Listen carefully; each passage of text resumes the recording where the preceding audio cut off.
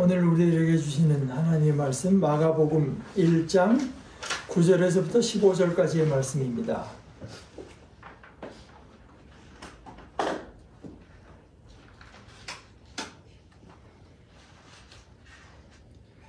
그 무렵에 예수께서 갈릴리 나사렛으로부터 오셔서 요단강에서 요한에게 세례를 받으셨다. 예수께서 물속에서 막 올라오시는데 하늘이 갈라지고 성령이 비둘기같이 자기에게 내려오는 것을 보셨다. 그리고 하늘로부터 소리가 났다. 너는 내 사랑하는 아들이다. 내가 너를 좋아한다. 그리고 곧 성령이 예수를 광야로 내보내셨다. 예수께서 40일 동안 광야에 계셨는데 거기서 사탄에게 시험을 받으셨다. 예수께서 들짐승들과 함께 지내셨는데 천사들이 그의 시중을 들었다. 요한이 잡힌 뒤에 예수께서 갈릴리에 오셔서 하나님의 복음을 선포하셨다. 때가 찼다. 하나님의 나라가 가까이 왔다. 회개하여라. 복음을 믿어라. 하나의 말씀입니다. 하나님 감사합니다.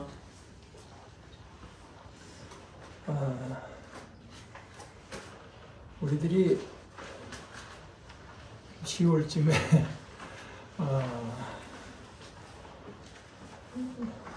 미국 여행을 계획하고 있는데 제가 이제 주제를 광야라고 잡았다고 말씀드렸죠. 그러니까 그거는 좀 다른 의미가 있고 그러나 다른 의미도 있지만 그 의미 중에 하나는 이제 광야라고 하는 거를 우리가 한번 좀 보자 하는 뜻이 있습니다. 그 자체로서도 물론 관광지이기도 하지만 그러나 제 생각으로는 한국에서만 살아서는 성경에 나온 이 광야라고 하는 게 대체 어떻게 생겼는지 알 수가 없습니다. 한국에 그 비슷한 데가 없기 때문에요. 제가 본 데 중에 최소한 그렇습니다. 이게 이제 그 지도를 보면 터키가 이렇게 있고 터키에서 쭉 들어가서 이제 아프리카로 이어진 그 터키 밑에서부터 아프리카 거기 이스라엘이 이제 거기 땅이 있는데 거기 이스라엘 땅 중에 조금 북쪽에 거진 백두산보다 조금 한 백두산 정도 되는 헐몬산이라고 하는 게 산이 하나 있고요. 그 산 바로 밑에서부터 옛날에 그 지각 변동이 일어나서 땅이 쑥 꺼졌습니다. 그러니까 땅이 쑥 꺼져가지고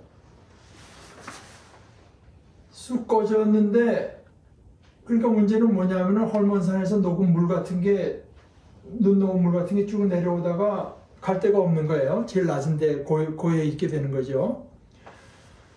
그 해수면보다 한 400m 낮은 데로 흘러 들어갔는데 근데 거기가 굉장히 덥고 한데니까 물은 계속 증발하고 그래서 생긴 게 소위 사해라고 하는 게지. 그래서 생긴 것이고 그 사해까지 내려가는 그 강 이름이 그 이제 요단강이거든요.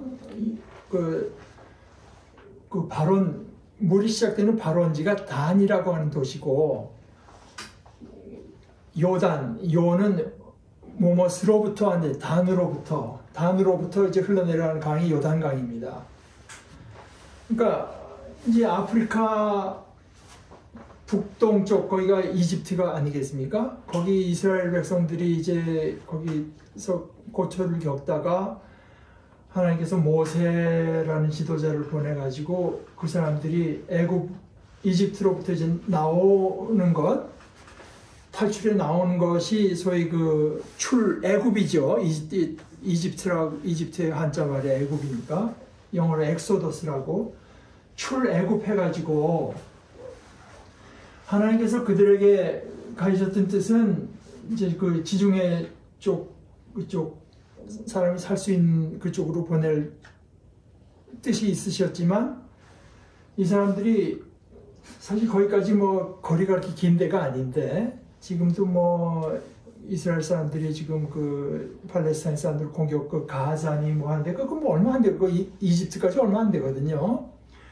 그런데 이 사람들이 하나님께서 그쪽으로 곧장 그들을 보내질 않고 이쪽 시나이 반도를 삥 돌아서 한 38년, 40년 정도를 이제 그 광야 생활을 이제 하게 되는데, 그 광야라고 하는 데가 뭐가 있나? 뭐 아무것도 없죠. 그러니까 그 있다면은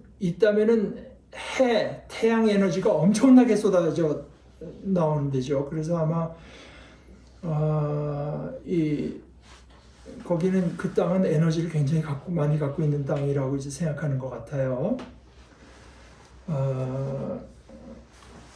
그런데 아무것도 없으면서 있다면은 이제 몇 가지가 있는데, 오아시스라고 하는 게 가끔 있고, 또 하나는 오아시스처럼 보이는데 감은 아니고, 또 감은 또 아니고, 그래서 신기루라고 신기루라고 하는 게 있잖아요. 있다고 그러지, 저도 못 봤으니까 뭐 그냥 제가 그렇게 들었습니다.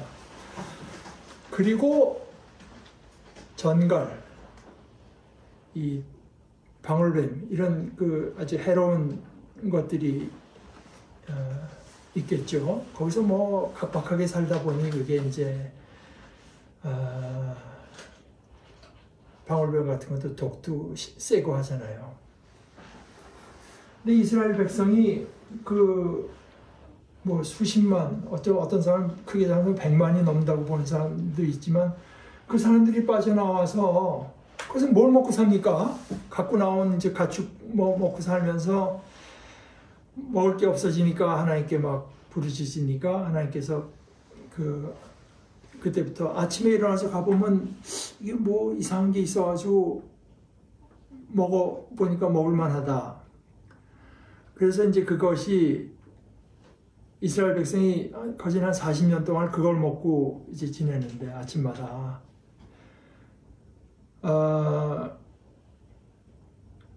저게 뭐야? 그게 이 사람들의 물건에 대한 이름이 돼. 저게 뭐야? What is that? 저게 뭐냐? 그러니까 40년 동안 뭔지 모르는 걸 먹고 이제 살았습니다. 저게 뭐야? 이게 이제 히브리 말로 만나입니다. 만후라고 돼 있는, 만후. 만나는 뭐 우리 과자 제목은 만나다 이런 만나가 아니고, 저게 뭐야 하는 히브리 말입니다. 저게 뭐야 하는 거를 40년 동안 먹고 살았단 말입니다. 그러다 보니까 뭐 그냥 이 지겹다 어쩌고저쩌고 하니까 또 하나님께서 이제 바람에 메추라기들이 와서 고기도 먹고 이제 그런 식으로 살아오면서 물이 없어서 고통을 겪은 적도 있고, 그러니까 광야라고 하는 데가 하나님께서 그들에게 내려주는 것에 의존하면서 살 수밖에 없는 데가 이제 광야입니다. 아무것도 없어요. 우리를 즐겁게 해줄 것도 뭐 맨날 먹고 뻔한 그 땅인데 뭐 그렇게 볼 게 있겠습니까? 있다면은 신기루하단 말이죠. 근데 이제 그 40년 동안의 삶을 마치고, 아까 말한 그 요단강 동편에 이스라엘 백성들이 있는데, 이제 넘어가면 거기가 하나님께서 약속하신 땅입니다. 비옥한 땅이라고 하는 데죠. 이제 넘어가기에 앞서서 여태까지 이들을 지도해왔던 모세가 백성들에게 이제까지 지나온 길을 다시 회상하면서 들어갔을 때 어떻게 지내야 된다, 이런 얘기까지 이제 이스라엘 백성을 상대로 한 설교가 구약성경의 5번째 책인 신명기입니다. 신명기. 그 신이라고 하는 거는 이제 2번째 또는 다시라고 하는 뜻이다. 그 우리는 이해하기 어렵죠. 우리말로 도대체 신명기라고 하면 무슨지 그 문자만 봐서는 알 수가 없는데, 다시 이제 하나님께서 우리에게 계명을 주신 것입니다. 그때 이제 모세가 신명기 8장에 이런 식으로 이렇게 얘기했습니다. 8장 1절부터 5절까지 제가 읽겠습니다. 당신들은 오늘 내가 당신들에게 명하는 모든 명령을 잘 지키십시오. 그러면 당신들이 살아서 번성할 것이며 주님께서 당신들 조상에게 약속하신 그 약속의 땅으로 들어가서 그 땅을 차지할 것입니다. 당신들이 지나온 그 광야를 지나온 40년 동안 주 당신들의 하나님이 당신들을 어떻게 인도하셨는지를 기억하십시오. 그렇게 오랫동안 당신들을 광야에 머물게 하신 것은 당신들을 단련시키시고 시험하셔서 당신들이 하나님의 계명을 지키는지 안 지키는지 당신들의 마음속을 알아보려는 것이었습니다. 주님께서 당신들을 낮추시고 굶기시다가 당신들도 알지 못하고 당신들의 조상도 알지 못하던 그 만나를 먹이셨는데, 이것은 사람이 그런 먹을 것, 먹거리, 먹는 것으로만 사는 것이 아니라 주님의 입에서 나오는 모든 말씀으로 산다는 그것을 당신들에게 알려주시려는 것이었습니다. 지난 40년 동안 당신들의 몸에 걸친 옷이 헤어진 일도 없고 발이 부르튼 일도 없었습니다. 당신들은 사람이 자기 자녀를 훈련시키듯이 주 당신들의 하나님도 당신들을 훈련시킨다는 것을 마음속에 새겨두십시오. 40년 동안 하나님으로부터 얻은 이 레슨, 교훈을 마음속에 꼭 새기고 약속의 땅으로 들어가야 됩니다. 이 얘기를 한 겁니다. 근데 사실 결론적으로 말해서 이스라엘 백성은 다 실패했죠. 매번 하나님께서 자기들을 홍해 바다를 말려서 건너게 한 것, 또 잊어먹고 우리를 이쪽으로 보내서 여기서 죽이려는가, 물이 없다, 또 너 물이 써서 못 먹겠다, 이제 그 불평하고 계속 하여간 하나님을 이제까지 하나님께서 이렇게 인도해 주셨으니 무슨 뜻이 있겠거니, 그죠? 하나님께 나아가서 기도할 생각은 하지 않고 계속 이제 불평하다 결국 다 이제 믿음에서 실패했습니다. 그래서 이스라엘 백성들에게 있어서 이 광야라고 하는 것과 요단강이라고 하는 이것은 이스라엘의 그 출애굽,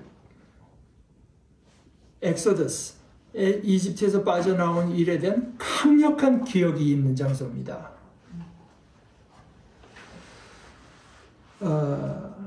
이제 오늘 본문을 보게 되면은 뭐 몇 절 안 되잖아요. 몇 절 안 되는 속에 어마무시하게 중요한 일들이 두 개나 기록되어 있습니다.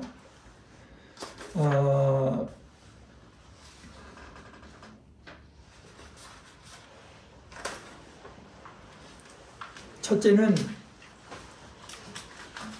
이제 광야 안에 지금 이 요단강이 있는 건데요. 예수님께서 그 요단강이 그렇게 큰 강이 아닙니다. 그러나 하여간 그 안으로 들어가셔서 소위 침례를 받고 나오실 때 이제 하늘이, 제가 전에 말씀드린 하늘이 찢어지는 것과, 하늘은 제가 다시 말씀드리지만 우리 공중은 스카이가 아닙니다. 헤븐.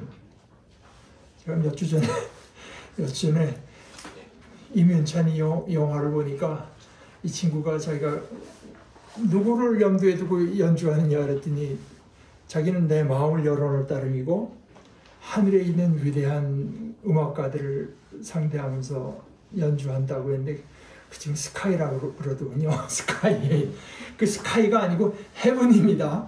그러나 그 헤븐이 찢어지고 열리는 것과 하나님의 성령의 위로부터 자기 속으로 들어오는 것이 이제 보시면서 하나님께서 지금 말씀하시다시피 너는 내 아들, 내가 너를 사랑한다, 내가 너를 참 기뻐한다 하는 하나님의 이것은 대개 구약에 이제 나오는 두 귀절이 그 배경이 됐다고 생각하는데, 처음에 하나님께서 말씀하신 너는 내 사랑하는 아들이다.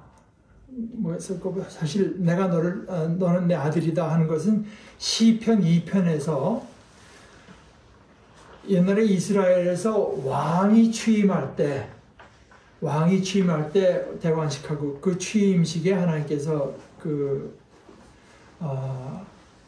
왕을 하나님의 아들로 임명하는 이제 그 장면이, 그러니까 하나님께서 택하신 왕에게 내리신 말씀이고, 두 번째 내가 너를 기뻐한다, 내가 너를 사랑한다 연관돼서 기뻐한다고 하는 것은 사실은 이제 이게 그 아브라함더러 이삭을 바치라고 하는 규절이든가 아니면은 이사야서에 이사야서 42장의 말씀에서 제가 읽어보겠습니다. 42장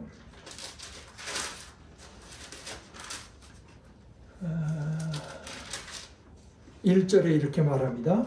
나의 종을 보아라. 그러니까 하나님의 종입니다. 그는 내가 붙들어주는 사람이다. 내가 택한 사람, 내가 마음으로 기뻐하는 사람이다. 내가 그에게 나의 영을 주었다. 그러니까 하나님께서 기뻐하시는 하나님의 종이며 성령을 이제 하나님께서 주신 사람입니다. 그래서 예수님께서 우리에게 왕으로 오시고 하나님의 종, 모든 일에서 하나님을 기쁘시게 하는 하나님의 종, 하나님의 성령을 받은 하나님의 종으로 임명받고 하나님께서 이제 임명하신 그 장면이 있고, 그것이 첫째가 사건이고, 둘째는 14절 15절 예수께서 갈릴리에 오셔서 하나님의 복음을 선포하셨다.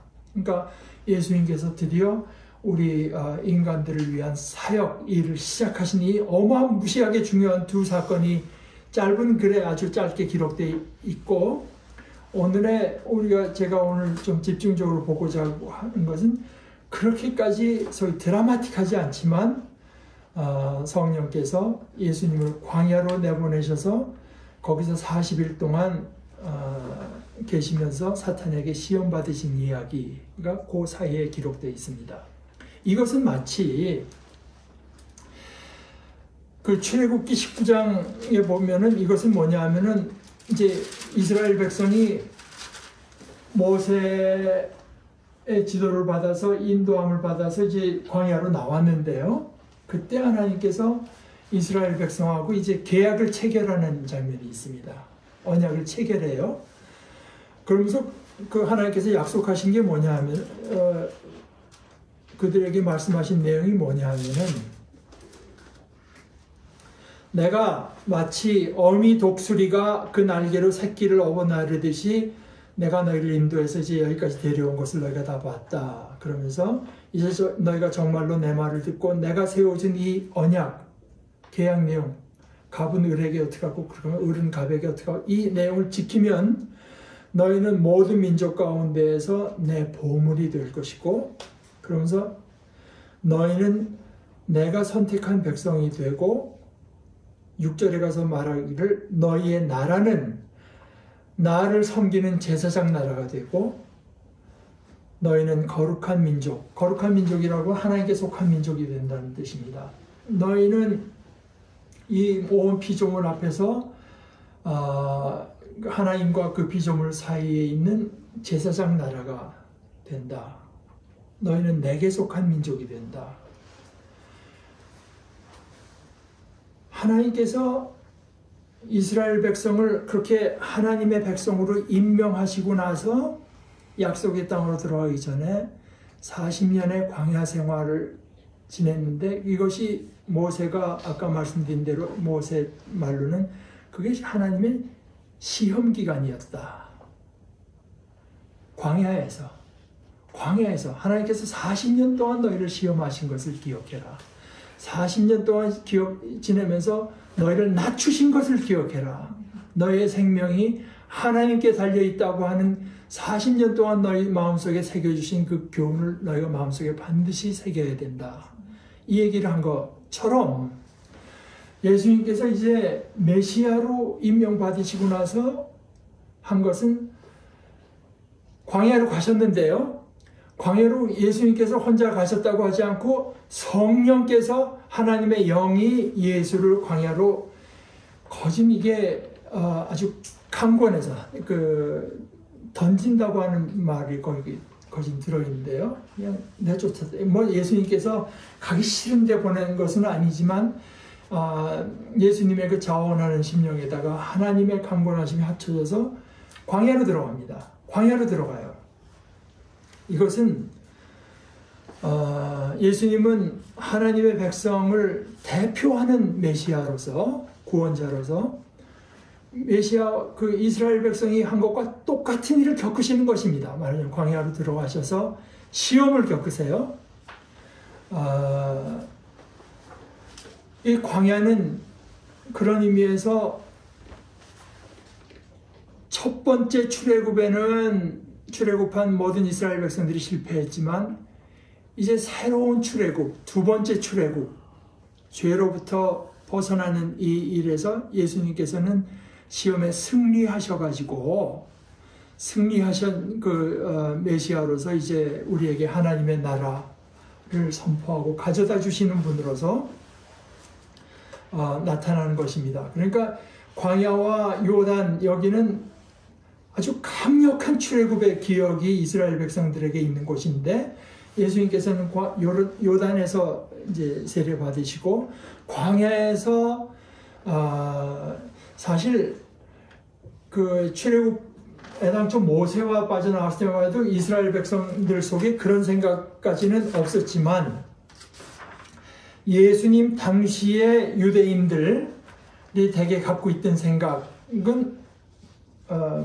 그 사이에 배우게 된 거겠죠. 광야라고 하는 것은 사탄의 거주처, 사탄의 거주처다. 이제 그렇게 기억을 하고 있어서 예수님께서 그곳에 가셔서 이 문맥은 좀 분명치 않습니다. 40일 계신 건 틀림없는데 40일 동안 계속 어떤 시험과 유혹을 겪으셨다는 뜻인지 40일 계시다가 마지막에 유혹이 왔다는 뜻인지 또 유혹은 어떤 것이었는지 이 유혹의 내용은 마가는 큰 관심이 없습니다. 어떤 유혹을 겪었나 하는 것은 마태복음하고 누가복음에 기록되어 있죠. 유혹의 내용이 아니라 예수님께서 사탄의 유혹을 말하자면 사탄의 유혹이면서 뒤집어 말하면 사탄의 유혹의 본질은 어디까지나 뭔가 하면은 하나님께서 오직 예수님이 오직 하나님만을 의지하고 하나님만을 섬기는가 여기 있는 것입니다. 그러나 예수님은 우리와 똑같은 모습으로 오셔서 우리와 똑같은 어려움과 유혹을 견디셨고 이기셨다. 이것이 이제 이겼다고 하는 것이 오늘 읽은 13절 두 번째. 그러니까 마가가 예수님께 이겼다고 하는 말하는 대신에 그 모습을 보여줘요. 예수께서 들짐승과 함께 계셨다고 하는 것은 이제 이게 뜻이 좀 분명치 않죠. 들짐승과 함께 계셨다는 말만 했지 이게 들짐승의 위협에 시달리셨다는 뜻인가? 들짐승과 잘 계셨다는 뜻인가 분명치 않은데 어떤 분은 이제 그 두 가지 다라고 보는 사람도 있지만 그러나 이 마가복음이라고 하는 것을 성경 원문을 갖고 자세히 본 분들의 말을 따르면 영어로 He is with 누구 하는 그 비동사가 있고 with 메타라고 하는 건데요. 그가 누구와 함께 있었다는 그 독특한 헬라어 용법을 쓴 마가복음에서 보면 그것은 언제나 다 친화적으로 같이 있었다는 뜻으로 이제 마가복음에 드러나는 것으로 보아 들짐승과 함께 있으면서 들짐승과 함께 잘 지내고 계셨다. 잘 지내고 계셨다. 그거는 참 놀라운 일입니다. 사실 어떻게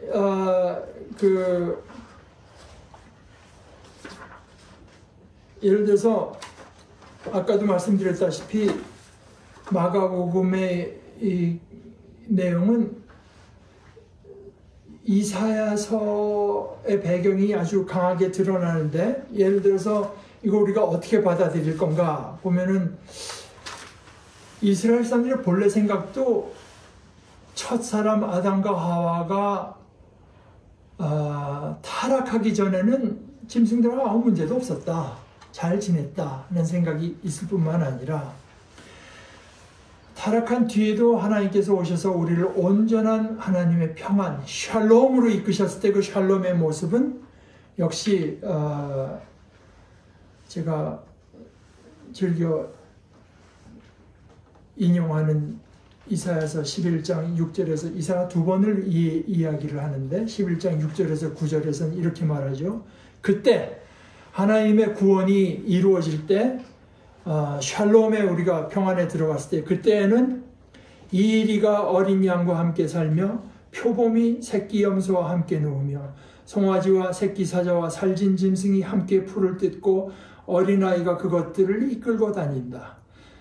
암소와 곰이 서로 벗이되며 그것들의 새끼가 함께 눕고 사자가 소처럼 풀을 먹는다. 젖 먹는 아이가 독사의 구멍 곁에서 장난하고 젖된 아이가 살무사의 굴에 손을 넣는다. 나의 거룩한 산 모든 곳에서 서로 해치거나 파괴하는 일이 없다. 그 이유는 물이 바다를 채우듯 주님을 아는 지식이 땅에 가득하기 때문이다. 이 악령이 굴복당했을 때 악한 세력, 이 온 피조물 사이에 갈등을 일으키고 상함과 해함을 일으키는 세력이 굴복당했을 때 일어나는 일이다 말입니다. 들짐승과 함께 계시며 그 뒤에 그 천사가 수종 들었다고 하는 말도 여기는 사실 마가복음에 예수께서 40일 동안 금식했다는 말씀이 없어서 그동안 쭉 천사가 먹이셨다는 뜻인가? 왜냐하면 수종 들었다고 하는 말의 본래 용례는 식탁에서 수종 드는 걸 말하는 것입니다. 근데 이제 그보다는 역시 13절 뒷부분은 예수님께서 시험을 이겨내신 결과를 말을 하고 있는 것 같다. 그래서 들짐승들과 함께 지내시면서 천사들이 이긴 뒤에 이제 천사가 예수님께 그 음식 시중 일종의 그 잔치를 벌이는 장면을 말을 하고 있다. 그것이 일리가 있는 것은 바로 1장 저 뒤로 가면은 예수님께서 막 열병에 시달리던 그 베드로의 장모를 고쳐주는 이야기가 나오는데요. 그러고 나서 1장 31절에 보면 이렇게 돼요. 예수께서 그 여자에게 다가가셔서 그 손을 잡아 일으키시니 열병이 떠나고 그 여자는 그들의 시중을 들었다. 여기 시중을 들었다 똑같은 말입니다. 천사가 시중 들었다는 거와 베드로의 장모가 예수님과 그 예수의 일행을 시중을 들었다는 것과 이제 그러니까 일이 해결된 후 평안이 찾아온 후 이제 시중을 들은 이야기를 하는 것입니다. 그래서 예수님께서는 이스라엘 백성을 대표해서 광야로 들어가셔서 이제 새로운 출애굽, 새로운 엑소도스를 우리에게 일으키시는 분으로서 승리하시고 그 뒤에 이제 오셔서 드디어 하나님 나라의 복음을 우리들에게 전하시기 시작한 것을 기록하고 있다고 생각합니다. 오늘 특별히 제가 설교 이런 예수님의 일을 생각하고 나서 그러니 우리는 어떻게 합시다 하는 말씀을 드리진 않겠습니다. 그러니 우리도 회개합시다. 그러나 우리가 얼마 전에 전주에 본 것처럼 예수님께서는 히브리서의 말씀이 그랬잖아요. 우리가 똑같은 분으로 오셨다. 우리의 똑같은 연약함을 겪으셨으나 죄는 짓지 않으셨다. 유혹을 겪으셨는데 유혹에 빠지진 않았다. 이제 그런 이야기를 하는데 그러면서 우리를 돕기 위해서 그분은 모든 면에서 우리와 똑같아지셔야 했다. 이 말을 뒤집어서 말하면 어떻게 됩니까? 우리도 예수님과 같은 것을 이제 같은 처지라고 하는 것을 말을 하죠. 예수님께서 우리와 같은 모습이 되셨다고 했습니까? 제가 뭐를 말씀드리는 건가 하면은 우리의 삶도 역시 시험의 연속이다. 우리도 광야 속에 있다. 우리의 삶의 본질로 보게 된다면.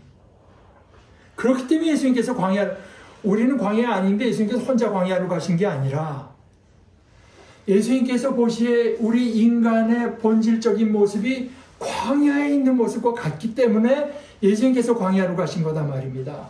여기에 굉장히 즐거운 게 많고 대단한 게 많은 것 같지만 사실 어떻게 보면 다 신기루 같은 거죠. 누구나 다 그러잖아요. 거기에 행복이 있을 것 같아서 가봤더니 거기 없더라. 가봤더니 거기도 없더라. 이게 흔한 고백을 우리가 듣는 것이 인생 아니겠습니까?